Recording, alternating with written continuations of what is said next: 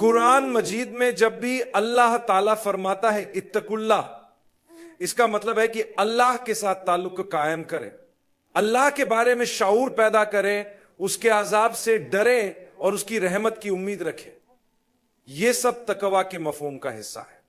جب اسلام کے آغاز میں حضرت بلال کو اذیت دی جا رہی تھی، انہیں گرم پتھروں پر رکھا جا رہا تھا اور انہیں تکلیف دی جا رہی تھی، تو وہ مسلسل احد احد دوہرا رہے تھے۔ یقیناً ہم نے اس کے بارے میں سنا ہوگا۔ اس وقت انہیں معلوم نہیں تھا کہ مستقبل کیا لے کر آئے گا، لیکن انہیں اللہ کی رحمت پر یقین تھا۔ وہ نہیں جانتے تھے کہ وہ دن بھی آئے گا جب انہیں اسی مسجد، اسی کعبہ کے پاس اذان دینے کا اعزاز ملے گا جس کے آس پاس انہیں تکلیف دی جا رہی تھی۔ اسلام کے آغاز میں اس وقت جب وہ تکلیف برداشت کر رہے تھے، انہوں نے ہمت نہیں ہاری۔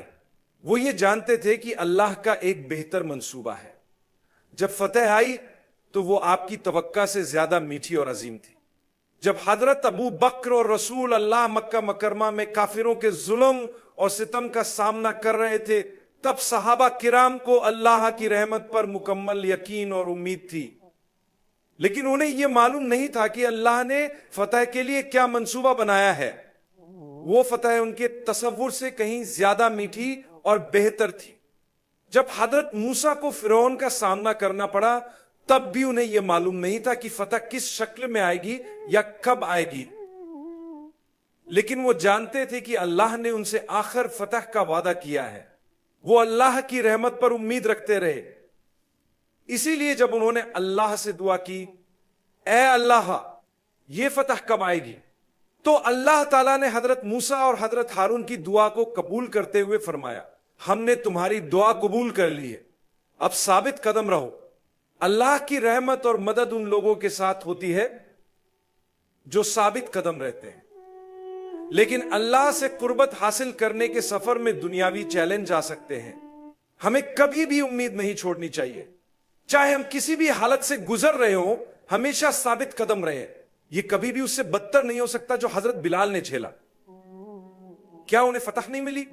کیا وہ ایسے دنوں کو نہیں دیکھ سکے جن کا انہوں نے کبھی تصور بھی نہیں کیا تھا؟ ہم پر جو مصیبتیں آئیں وہ کبھی بھی حضرت موسیٰ کے حالات سے زیادہ نہیں ہو سکتی۔ کیا انہیں فتح نہیں ملی؟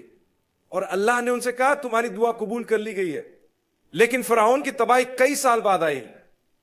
اس دوران اللہ نے ان سے فرمایا ثابت قدم رہو۔ دنیا میں جو مشکلیں آپ کے سامنے آتی ہیں وہ آپ کو اللہ کے قریب لے جانی چاہیے، نہ کہ آپ کو اللہ سے دور کرے۔ چاہے یہ مالی مسائل ہوں، کام کی جگہ کی پریشانیاں ہوں، صحت کے مسائل ہوں یا خاندان کے معاملات ہوں، ان میں کبھی بھی اللہ کی رحمت سے مایوس نہ ہوں۔ اللہ تعالیٰ نے ہمیں سکھایا ہے کہ جو لوگ اللہ کے قریب ہیں وہ زندگی میں بڑی بڑی آزمائشوں سے گزرتے ہیں۔ اللہ نے ان سے فرمایا فکر نہ کرو، ہم سب جانتے ہیں، تم صرف ثابت قدم رہو، باقی کا ہم خیال رکھیں گے۔ جب صحیح وقت آئے گا تو آپ کو ایسی کامیابی ملے گی جس کا آپ نے کبھی سوچا بھی نہیں ہوگا۔ کئی بار ہم ان چیزوں کو منفی سمجھتے ہیں جو ہمارے ساتھ پیش آتی ہیں، حالانکہ وہی چیزیں ہماری زندگی کی سب سے مثبت تبدیلیوں کا سبب بن جاتی ہیں۔ کسی بھی مسئلے کو دیکھیں جو کسی مومن کی زندگی میں پیش آیا ہو، آپ اس میں چھپے موتی اور بھلائی کو پائیں گے۔ وقت کے ساتھ اگر آپ ثابت قدم رہیں تو آپ روشنی دیکھیں گے۔ اللہ تعالیٰ نے حضرت موسیٰ سے کہا ان لوگوں کے راستے پر نہ چلے جو نہیں جانتے، ان کا راستہ نہ اپنائیں، وہ سرکشی اور غصے کا راستہ اپناتے ہیں اور اللہ سے سوال کرنا شروع کر دیتے ہیں۔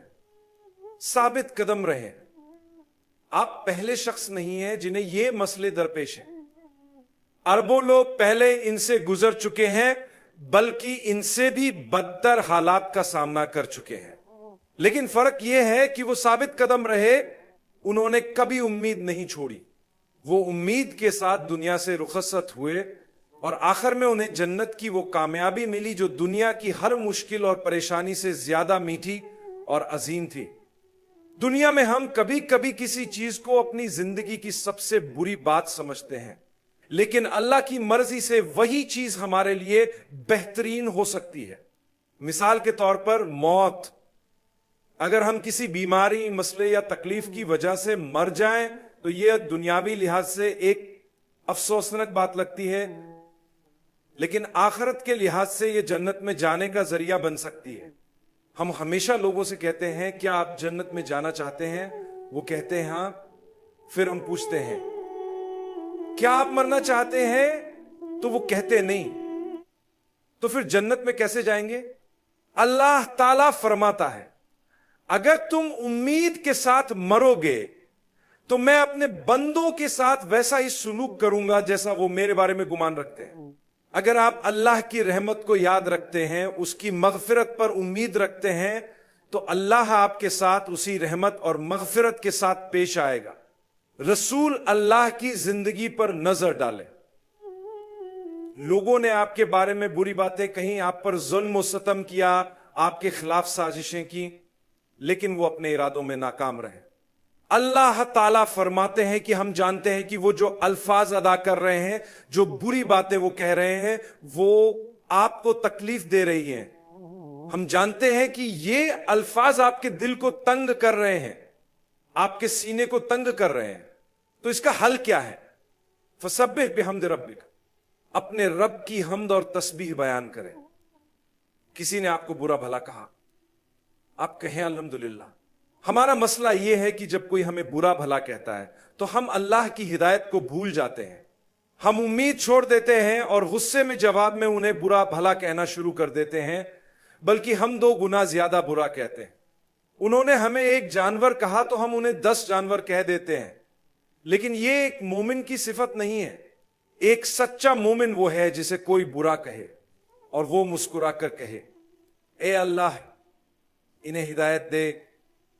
یہ نہیں جانتے، یہی سچا ایمان ہے، یہی امید ہے۔ آپ اپنے چہرے پر مسکراہٹ کے ساتھ زندگی گزاریں، غصہ مت کریں، کیونکہ غصہ آپ کو برباد کر دے گا، یہ آپ کی صحت کو خراب کرے گا اور آپ کے رشتوں کو متاثر کرے گا۔ آپ انجانے میں اپنے بچوں اور اہل خانہ پر ظلم کر بیٹھیں گے، کیونکہ کسی نے آپ سے کچھ کہہ دیا جو آپ کو پسند نہیں آیا، تو آپ اس کا غصہ ان پر نکال دیں گے جن سے آپ سب سے زیادہ محبت کرتے ہیں۔ اگر آپ یہ سیکھ لیں کہ معاف کرنا ہے، چھوڑ دینا ہے اور اللہ کی رحمت پر امید رکھنی ہے، تو شاید اللہ اس شخص کو ہدایت دے دے۔